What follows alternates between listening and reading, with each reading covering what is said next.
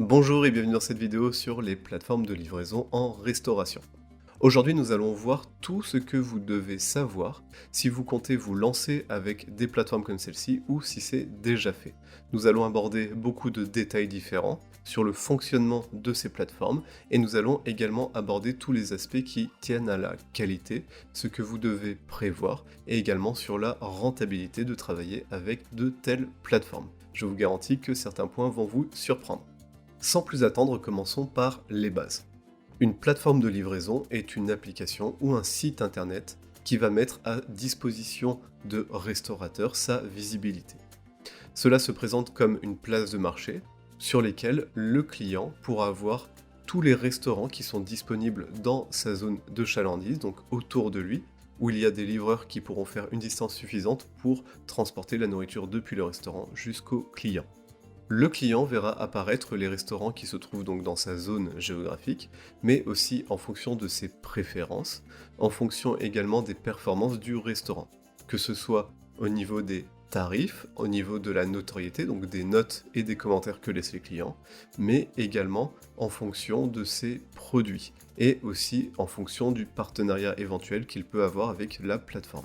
Un restaurant travaillant avec de telles plateformes pourra mettre en place une page de boutique en quelque sorte, sur lequel il aura tous ses produits, avec leurs tarifs, leurs descriptions, leurs photos, leurs informations d'allergènes, de régimes spéciaux, etc.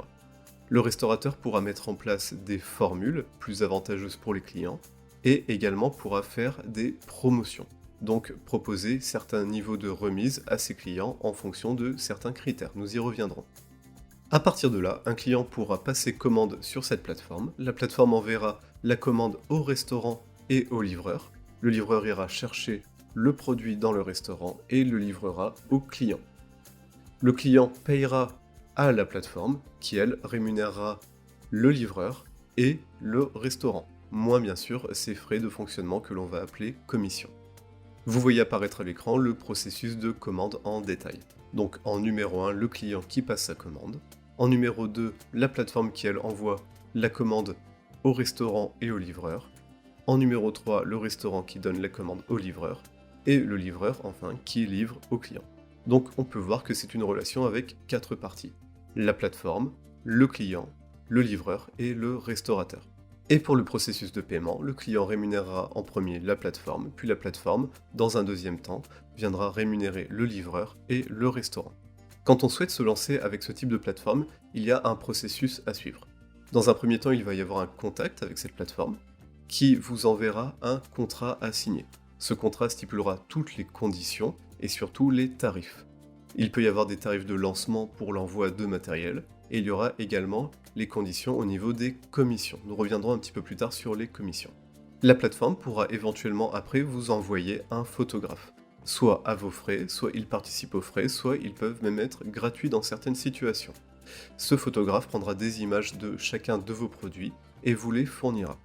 À partir de ces images, vous pourrez mettre en place votre boutique en ligne, votre espace magasin, là où vous aurez tous vos produits. N'oubliez pas, si vous voulez vous lancer, les images sont extrêmement importantes. Elles doivent être bien faites, appétissantes, et il doit y en avoir sur chacun des produits. Sinon, vous allez avoir beaucoup de mal à les vendre. Une fois que le contrat est signé, que votre boutique est mise en place, que tout est fait, vous pouvez commencer à en faire la promotion et vous lancer dans la vente en livraison. Travailler avec des plateformes de livraison a de nombreux avantages. Parmi ceux-ci, vous avez une ouverture sur un tout nouveau flux de revenus. En effet, si vous avez l'habitude d'avoir des clients qui consomment chez vous assis, ou même qui viennent acheter à emporter, cette fois-ci, vous allez avoir accès à des clients qui, eux, souhaitent consommer sans sortir de chez eux. Ils souhaitent qu'on leur livre directement leur nourriture. Il s'agit donc d'un excellent moyen de vous faire connaître auprès d'une clientèle qui ne vous aurait pas encore découvert, ou qui n'a pas d'habitude d'achat dans votre quartier par exemple. Ces plateformes de livraison vous permettent également d'agrandir théoriquement votre capacité d'accueil. Imaginons que vous ayez un établissement de 40 places assises, et que celui-ci soit systématiquement complet. Peut-être que votre capacité de production dépassera ce que vous avez réellement comme business. Peut-être que vous pourrez produire plus que ces 40 places assises qui sont systématiquement complètes. Alors, vous ouvrir sur ce type de revenu vous permettra alors de vendre à l'extérieur à des clients qui ne seront pas assis chez vous et donc qui n'occuperont pas du tout votre capacité. Et donc vous pourrez maximiser votre production. Cette nouvelle source de revenus va également limiter votre besoin en personnel, puisque vous aurez besoin de personnel pour la production, mais vous n'aurez pas vraiment besoin de personnel de service. On peut dire en quelque sorte que celui-ci est remplacé par le livreur qui va prendre la nourriture chez vous, qui va prendre la commande et la livrer chez votre client.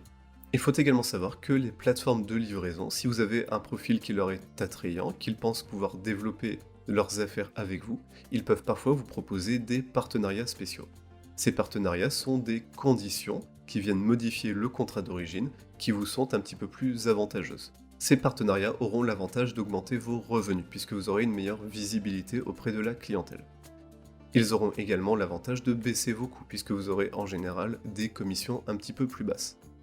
De l'autre côté, vous aurez aussi un meilleur service de la part de la plateforme, avec un contact un petit peu plus privilégié avec eux. Pour ce qui est des inconvénients, on peut noter que les frais de publicité et de promotion vont avoir un coût, qui vont donc baisser vos marges, et peuvent vite compenser le gain que vous avez eu avec des commissions un petit peu plus basses. Vous allez également devoir donner plus de temps et d'attention à ce que vous faites sur ces plateformes, puisqu'il faudra surveiller l'efficacité des offres promotionnelles, vos dépenses publicitaires, etc. Comme inconvénient, nous trouverons également les analyses de rentabilité qu'il faudra beaucoup plus pousser que si vous ne faisiez pas de partenariat. Puisqu'à partir du moment où vous faites des offres promotionnelles, il faudra pour chacune de ces offres analyser l'efficacité qu'elles ont eue. Il faudra bien voir est-ce que cela a été rentable, est-ce que vos marges ont été suffisamment confortables pour être rentables, etc. Quoi qu'il en soit, si vous voulez travailler avec ce type de plateforme, je vous recommande de faire une analyse de rentabilité. Même basique, cela vous aidera beaucoup à savoir à quoi vous en tenir. Quoi qu'il en soit, avant de vous lancer avec de telles plateformes, mettez en place une réelle stratégie les concernant. Demandez-vous vraiment quel est l'objectif que vous souhaitez remplir. Est-ce que vous souhaitez juste augmenter un petit peu votre business, faire un nouveau flux de revenus sans forcément qu'il devienne majeur? Est-ce que votre business va être principalement basé sur ceci, etc. Il vous faudra également penser à avoir une organisation robuste, puisque ce n'est pas du tout la même chose de servir des clients assis que des clients à emporter, que des clients en livraison. Là, vous allez devoir traiter avec des emballages, avec peut-être des portions différentes que ce que vous faites habituellement, ainsi que avoir des livreurs qui vont circuler dans l'établissement.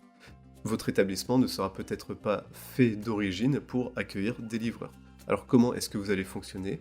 Formez bien les équipes sur l'utilisation du matériel, sur la gestion des livreurs, sur la gestion des commandes, sur le contrôle des commandes, etc. Pensez également à considérer toutes les dépenses. En général, on va avoir des frais de lancement qui vont se trouver autour des 50 à 100 euros. C'est le prix du matériel que vont vous envoyer ces plateformes. Par exemple, les tablettes ou quelquefois un petit peu de matériel promotionnel, etc.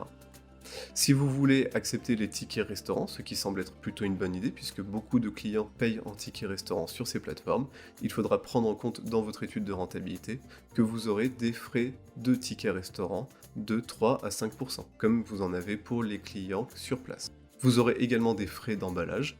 À ce moment-là, cela a un coût qu'il faudra prendre en compte, mais également cela prend un grand espace de stockage. Avez-vous assez d'espace de stockage pour avoir tous les emballages qui vous sont nécessaires? Pensez à acheter des emballages de qualité, puisque ça va être très important aux yeux de la clientèle. Et surtout, si vous voulez faire de la personnalisation, souvenez-vous qu'il faut prendre à peu près 10 000 unités minimum pour que cela commence à devenir intéressant. En dessous de 10 000 unités, vous allez avoir des tarifs qui sont extrêmement chers, et vous allez juste couler votre rentabilité sur ce segment-là. Si vous voulez vous lancer sur de l'emballage personnalisé, souvenez-vous également qu'il ne faut pas que votre stock dépasse les 1 an. Plus d'1 an de stock, cela devient extrêmement risqué. Au mieux du mieux, il faudrait que votre stock ait tourné au bout de 3 à 6 mois. Et enfin, la dépense qui est sûrement la plus importante va être la commission. Celle-ci va se trouver entre 25 et 30% de votre chiffre d'affaires. Nous allons y revenir un petit peu après. Cette dépense va être relativement grande, il faudra bien la prévoir lorsque vous ferez vos calculs de rentabilité. Un petit peu plus tôt, je vous parlais des offres promotionnelles. Voici les principales que vous pouvez appliquer sur ces plateformes. Vous avez le 1 acheté, 1 offert. Celui-ci va être vraiment une offre coup de poing qui sera beaucoup mise en avant par la plateforme. Cependant, vous allez avoir des coûts qui vont beaucoup augmenter. Donc vous allez avoir du revenu sur un élément vendu et des commissions sur cet élément-là, mais vous allez en offrir un autre. Donc vous allez doubler vos charges pour tout ce qui va être des matières et des emballages. Vous avez également les offres type 5 € offerts à partir de 20 € achetés. Il s'agit d'une remise sur la commande totale, donc le client pourra dépenser exactement 20 € ou monter jusqu'à 30, 40 ou 50 €. À ce moment-là, à vous de vendre un maximum, d'augmenter au maximum le panier moyen de votre client en mettant en avant certains produits, certaines formules, etc. Là, vous serez un petit peu moins bien référencé, mais il s'agit d'offres qui fonctionnent relativement bien. Vous allez également pouvoir avoir les offres de fidélité.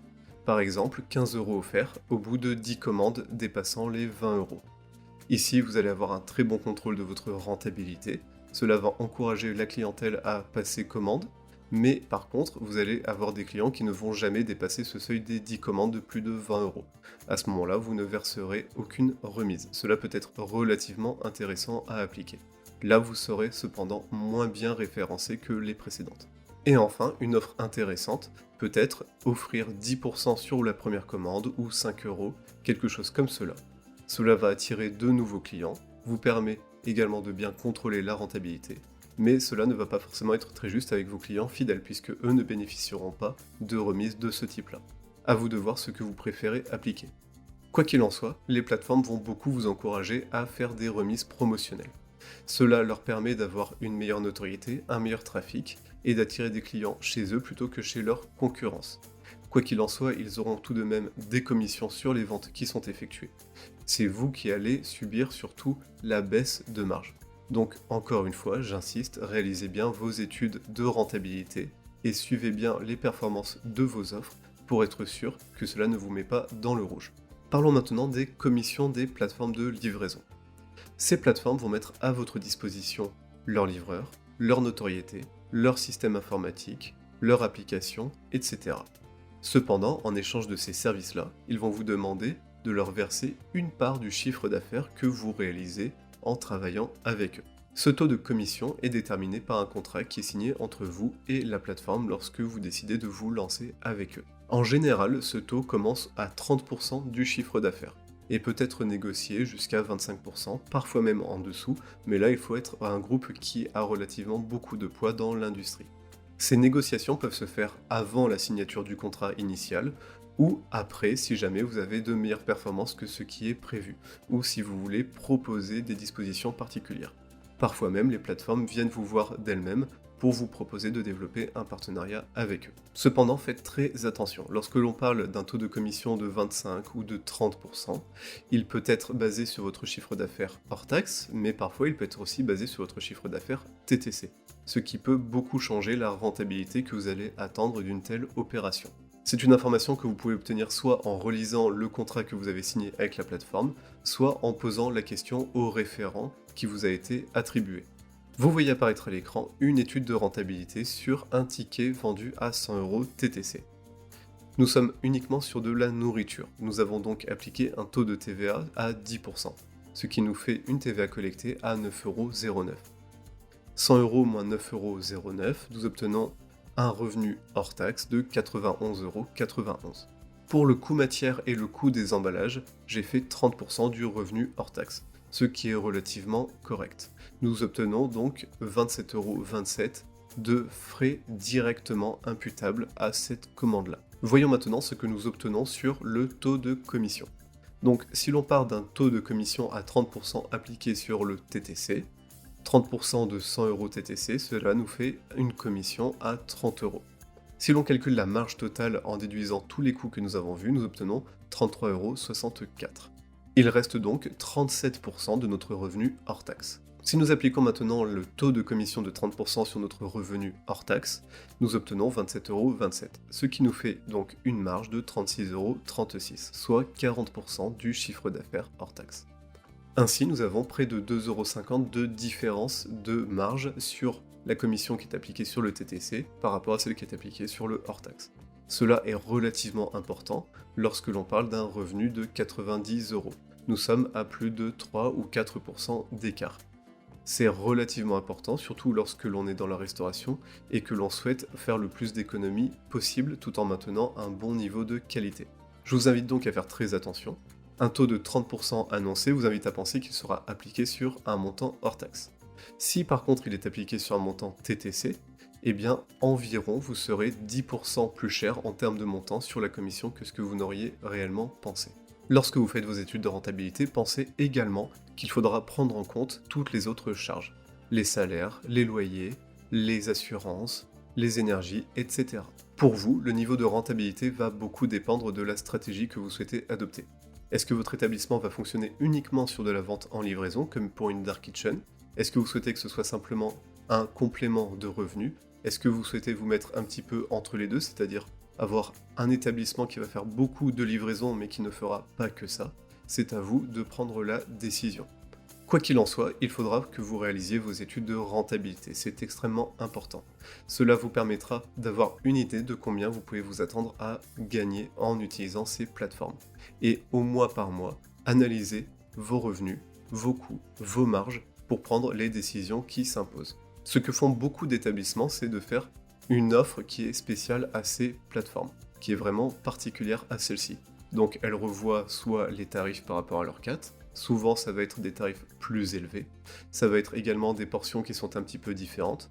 Si l'on prend par exemple un restaurant qui va vendre tout le temps une assiette burger frites pour les clients sur place, là il pourra faire le burger d'un côté et les frites de l'autre.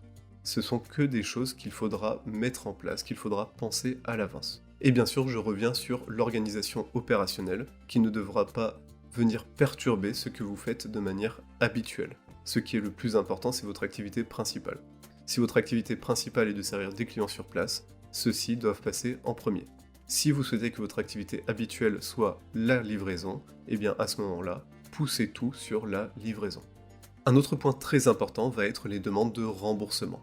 Vous allez voir que vous allez en avoir un certain nombre, plus ou moins selon votre business, selon l'endroit où vous vous situez. Ce qu'il faut, c'est surtout les suivre, puisque certaines demandes seront tout à fait fondées, et d'autres demandes ne seront pas fondées du tout. Ce que je vous conseille, c'est de faire un suivi toutes les semaines. Vous vous mettez 5-10 minutes pour avoir un coup d'œil sur les demandes de remboursement, avoir une petite discussion avec le personnel pour voir ce qui a pu se passer, et savoir si vous contestez ces demandes-là. À vous d'établir une politique de base et de voir est-ce que vous voulez demander toujours une contestation ou pas. Sachez que selon le client, les plateformes de livraison peuvent avoir tendance à valider relativement facilement les demandes de remboursement.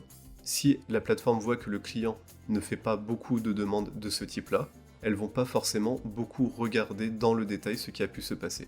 Elles vont valider le remboursement pour le client, et à ce moment-là, vous perdrez le revenu que vous avez gagné sur cette commande-là. Vous perdrez donc également les coûts qui auront été dépensés sans avoir un revenu qui vient en face. Chaque plateforme de livraison a un fonctionnement différent pour ce qui concerne les remboursements. Donc je vous conseille de vous renseigner avec celle avec qui vous êtes amené à travailler pour savoir comment est-ce que cela se passe. En bref, je dirais que les plateformes de livraison peuvent être une belle opportunité de développer votre affaire. Cependant, cela va vous demander beaucoup d'attention, l'établissement d'une stratégie et surtout du contrôle. Si vous voulez en apprendre plus sur la gestion de restaurants, je vous invite à visiter mon site internet restoclover.com. Vous trouverez le lien dans la description. Dessus, vous trouverez toutes mes formations en e-learning, les outils que je propose, ainsi que les informations sur le livre que j'ai publié. Vous avez un code promo, promo20, qui vous permettra d'avoir 20% sur tous les produits que je propose. Merci d'avoir regardé cette vidéo, pensez à vous abonner et à mettre un j'aime, cela aide le référencement de la vidéo. Mettez un commentaire si vous avez la moindre question, je me ferai un grand plaisir d'y répondre. Et je vous dis à bientôt!